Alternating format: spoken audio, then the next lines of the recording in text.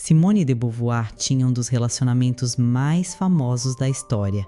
Ela foi a mulher que literalmente inventou o feminismo moderno, escreveu O Segundo Sexo e defendia que mulheres deveriam ser livres de todas as convenções sociais. Mas aqui está o que poucos sabem. Durante 50 anos, ela dividiu Jean-Paul Sartre, o homem que dizia amar, com dezenas de outras mulheres.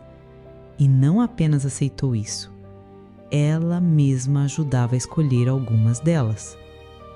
Por que uma das mentes femininas mais brilhantes da história fez essa escolha? E o mais importante, o que Carl Jung diria sobre isso? Porque eu vou te revelar algo que pode chocar você. O padrão psicológico que Simone viveu é exatamente o mesmo que você pode estar repetindo agora sem perceber. E entender isso pode transformar completamente a forma como você se relaciona. Em 1929, aos 21 anos, Simone conheceu Sartre na universidade. Ele era considerado o jovem filósofo mais genial de sua geração. Feio, baixo, mas com uma mente que hipnotizava qualquer um que o ouvisse falar. Quando se conheceram, ele logo deixou claro: nunca vou me casar, nunca vou ser fiel, mas você será minha companheira principal. A maioria das mulheres teria corrido. Simone? Ela aceitou na mesma hora. Mais do que isso, ela se apaixonou perdidamente por essa proposta. Se você já se sentiu atraída por homens que deixam claro que não vão te dar exclusividade, mas mesmo assim você ficou, você vai entender o que aconteceu com Simone. Imagine que você conhece um homem incrível. Ele é exatamente o tipo de pessoa que você sempre sonhou encontrar. Inteligente, profundo, criativo. Vocês se conectam de uma forma que você nunca sentiu antes. Mas logo no início ele te diz: olha, eu não acredito em monogamia. Vou me relacionar com outras pessoas, mas você é especial para mim. A maioria das suas amigas diria: largue esse cara. Mas algo dentro de você sussurrava: ele me escolheu como a principal. Eu sou diferente das outras. E mais, mulheres independentes não são possessivas. Então você aceita. E por anos vive nessa dinâmica, sempre se provando, sempre sendo a compreensiva, sempre demonstrando como você é evoluída. Mas no fundo, no silêncio da madrugada, uma vozinha pergunta: por que eu aceitei isso? Em um minuto, você vai entender o que realmente estava acontecendo na mente de Simone quando ela fez essa escolha. Carl Jung diria que Simone estava vivendo o que ele chamou de projeção da ânima. Para Jung, todos nós carregamos dentro de nós uma imagem inconsciente do parceiro ideal. Ele chamava isso de ânima nos homens e ânimos nas mulheres. O ânimos de Simone era o homem totalmente livre, alguém que transcendesse todas as convenções sociais, inclusive a fidelidade. Sartre representava perfeitamente essa projeção. Ele não era apenas um homem, era a personificação do seu ideal de liberdade masculina. Mas aqui está o truque psicológico. Quando projetamos nossa ânima ou ânimos em alguém, não estamos amando a pessoa real. Estamos amando uma parte de nós mesmos que colocamos nela. Carl Jung descobriu algo fascinante. Quanto mais intensa a projeção, mais a pessoa aceita comportamentos que normalmente a machucariam. Por quê? Porque inconscientemente ela sabe que está amando uma parte de si mesma. Simone não estava apenas aceitando as outras mulheres, ela estava protegendo a sua projeção. Se ela exigisse fidelidade, Sartre deixaria de ser o homem totalmente livre que ela precisava que ele fosse. E se ele deixasse de ser isso, toda a fantasia desabaria. Essa dinâmica criou um padrão tóxico que durou décadas. Simone se tornou a curadora dos relacionamentos de Sartre. Ela conhecia as outras mulheres, às vezes até as escolhia, sempre mantendo sua posição de principal. Mas o custo emocional era imenso. Ela desenvolveu o que Jung chamaria de compensação. Se Sartre não podia ser exclusivo com ela, ela seria exclusiva em sua compreensão dele. Se tornou a única pessoa que realmente o entendia. Mas tem algo que poucos percebem sobre essa dinâmica, algo que vai explicar por que tantas mulheres inteligentes fazem escolhas parecidas. Simone não apenas aceitava as amantes de Sartre, ela criou um sistema para lidar com elas. Havia regras. Ele sempre voltava para ela. Ela era a confidente principal. Ele dividia com ela os detalhes dos outros relacionamentos. Para o mundo, isso parecia o auge da evolução feminina. Simone dava palestras sobre como as mulheres precisavam se libertar do ciúme, da possessividade, dos papéis tradicionais. Ela se tornou um símbolo de independência emocional. Mas por trás dessa fachada havia um sistema de controle muito mais sofisticado que qualquer casamento tradicional. Sua liberdade era, na verdade, uma forma de controle mais sutil do que ela jamais imaginaria. É como se você descobrisse que seu parceiro está conversando com outras mulheres. Em vez de fazer uma cena ou dar um ultimato, você diz: sem problemas, me conta tudo sobre ela. Suas amigas ficam impressionadas com sua maturidade. Nossa, como você é evoluída! Você se sente superior às mulheres inseguras que fariam um drama por isso. Mas o que realmente está acontecendo? Você criou um sistema onde controla a situação através da informação. Sabe o nome de cada uma, o que fazem, como se conheceram. Você se tornou a gestora emocional do relacionamento dele com outras. E aqui está o truque. Ele nunca consegue se conectar profundamente com nenhuma delas, porque você sempre está no meio, como a compreensiva que entende tudo. Você não está sendo generosa, está sendo estratégica. Talvez você já tenha vivido algo parecido, essa sensação de controlar através da compreensão. Jung identificaria isso como o que ele chamou de a sombra disfarçada de virtude. Nossa sombra são todos os aspectos de nós mesmos que negamos ou reprimimos. No caso de Simone, sua sombra era a necessidade de controle e exclusividade. Mas em vez de reconhecer essa sombra, ela disfarçou como evolução espiritual e liberdade feminina. Jung chamava isso de inflação, quando nos identificamos tanto com o ideal que perdemos contato com nossa humanidade real. A verdade psicológica é que Simone criou o sistema perfeito para nunca ter que lidar com a possibilidade real de perder Sartre. Se ela fosse a esposa julenta, ele poderia a deixar por essa razão. Mas sendo a companheira evoluída, ela se tornou indispensável. Jung diria que ela estava vivendo o que ele chamou de persona, uma máscara social que usamos para nos proteger. A persona de Simone era a mulher liberta que transcendeu o ciúme, mas sua sombra, a mulher que morria de medo de ser abandonada, estava sempre ali dirigindo suas ações. O mais fascinante é que ela conseguiu convencer não apenas o mundo, mas a si mesma de que estava agindo por princípios filosóficos elevados. Essa dinâmica impediu que Simone experimentasse intimidade verdadeira. Jung dizia que intimidade real só acontece quando podemos mostrar nossa vulnerabilidade genuína. Mas Simone criou um personagem tão evoluído que nunca pôde dizer: "Eu te quero só para mim". O resultado?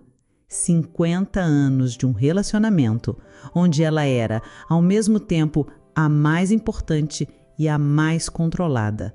Ela tinha Sartre, mas nunca completamente. Tinha liberdade, mas nunca segurança emocional. E isso é só o começo. O que ela realmente sentia por essas outras mulheres vai te surpreender.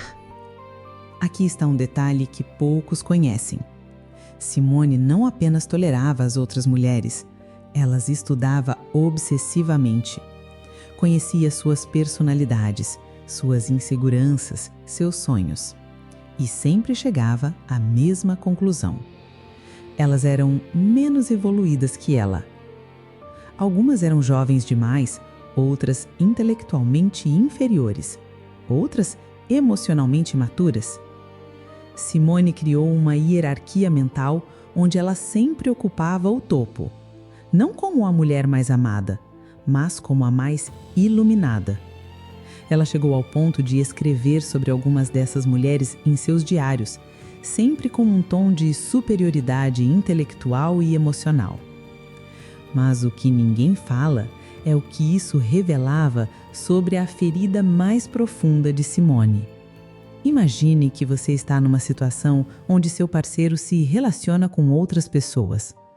Em vez de confrontar a dor, você se torna uma investigadora emocional. Você stalkeia as redes sociais delas, analisa cada foto, cada comentário e sempre encontra algo que te faz se sentir superior. Ah, essa aí é muito superficial, essa não tem profundidade intelectual, essa é muito insegura. Suas amigas até brincam. Nossa, você conhece melhor as ex dele do que ele mesmo. E você ri, porque se sente superior. Afinal, você é a única que realmente o entende. Mais tarde da noite, quando você está sozinha, uma pergunta te assombra. Por que eu preciso me comparar com elas o tempo todo? E a resposta que você não quer ouvir sussurra.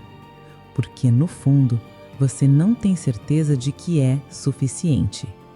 Aqui vem a parte que vai te arrepiar, porque Jung tinha um nome específico para isso. Jung chamaria isso de complexo de superioridade compensatório. Quando temos uma ferida profunda de inadequação, nossa psique cria mecanismos de compensação para proteger nosso ego. No caso de Simone, sua ferida central era o terror de ser comum ou dispensável. Ela havia construído toda sua identidade em torno de ser excepcional, a filósofa genial, a feminista revolucionária, a mulher que transcendeu as limitações do seu gênero. Mas aí estava Sartre, provando constantemente que ela era substituível. Outras mulheres também o fascinavam, também o inspiravam, também conquistavam sua atenção. A solução psicológica que Simone encontrou foi genial. Se ela não podia ser a única, seria a melhor. E para ser a melhor, precisava que as outras fossem menores. Jung diria que ela projetou sua própria sombra, todos os aspectos que desprezava em si mesma nas outras mulheres. Quando via uma como superficial, estava negando sua própria necessidade de ser desejada fisicamente. Quando via outra como intelectualmente inferior, estava compensando seu medo secreto de não ser tão brilhante quanto pensava. As outras mulheres se tornaram espelhos distorcidos, onde Simone podia ver tudo o que ela não era, validando assim sua superioridade. Essa dinâmica criou um triângulo psicológico perverso. Simone precisava das outras mulheres tanto quanto precisava de Sartre. Elas eram essenciais para manter sua autoimagem de superioridade. O resultado foi que ela nunca pôde experimentar a simplicidade de um amor onde fosse amada pelo que era, não pelo que representava intelectualmente. Transformou o amor em competição constante, intimidade em performance de superioridade. O que vou revelar agora vai conectar todos os pontos sobre por que você pode estar repetindo esse padrão. Existe um padrão fascinante na vida de Simone que ela mesma nunca reconheceu conscientemente. Ela sempre se sentia mais atraída por Sartre quando ele estava envolvido com outras mulheres. Nos períodos em que ele ficava mais focado nela, Simone muitas vezes se distanciava emocionalmente, se dedicava mais ao trabalho, começava seus próprios casos. Mas quando uma nova mulher aparecia na vida dele, sua paixão se reacendia. Ela descrevia essa dinâmica em seus diários como o que me mantém estimulada intelectualmente, mas Jung enxergaria algo muito mais profundo acontecendo. Se você já se viu mais atraída por alguém justamente quando ele não estava totalmente disponível, isso vai fazer muito sentido. É como se você conhecesse um homem incrível, mas ele só te desse atenção parcial. Há sempre outras mulheres na vida dele. Podem ser ex-namoradas que ainda o procuram, colegas de trabalho com quem ele tem química, ou até mesmo outras possibilidades românticas. E aqui está o estranho. Em vez de te afastar, isso te atrai mais. Você se pega pensando, ele deve ser realmente especial se tantas mulheres o querem. Ou, se eu conseguir conquistá-lo completamente, isso provará que eu sou extraordinária. Suas amigas não entendem. Por que você não procura alguém que te valorize completamente? Mas você sente que homens fáceis não te desafiam intelectualmente. Precisa provar seu valor constantemente para se sentir viva. O que você não percebe é que está viciada na adrenalina da competição disfarçada de conexão profunda. Jung identificou exatamente o que estava acontecendo aqui e vai explicar por que isso é tão comum entre mulheres inteligentes. Jung chamaria isso de complexo de achievement combinado com um vício na própria ferida. Para mulheres que construíram sua identidade em torno da excepcionalidade intelectual, amor fácil não oferece validação suficiente. Simone havia passado a vida toda provando que era diferente, superior, especial. Um homem que a amasse incondicionalmente e exclusivamente seria comum demais.